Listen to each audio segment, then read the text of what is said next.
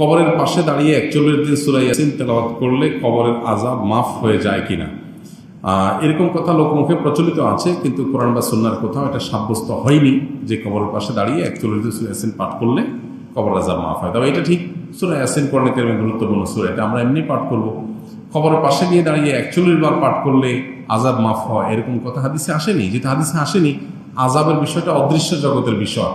আমি কিভাবে নিশ্চিত হলাম যে আযাব মাফ হয়? সম্পূর্ণ মন গড়া এবং ভিত্তিহীন একটা বিশ্বাস। এটি সন্দেহাতীতভাবে আমরা কোরআনে কারিমে তেলাওয়াত করব, সূরা ইয়াসিন অন্য সূরা তেলাওয়াত করব, মুর্দার পক্ষ থেকে তেলাওয়াত করে তার সওয়াব পৌঁছানোর জন্য চেষ্টা করব, কিন্তু কবরে গিয়ে এই সংখ্যকবার এটা পড়লে আর আযাব হয় না, এই কথা কোনো বিশুদ্ধ হাদিস দ্বারায় প্রমাণিত নয়। কবরের পাশে দাঁড়িয়ে 41 দিন সূরা ইয়াসিন তেলাওয়াত করলে কবরের আযাব মাফ হয়ে যায় কিনা, এরকম কথা লোকমুখে প্রচলিত আছে, কিন্তু কোরআন বা সুন্নাহর কোথাও এটা সাব্যস্ত হয়নি যে কবরের পাশে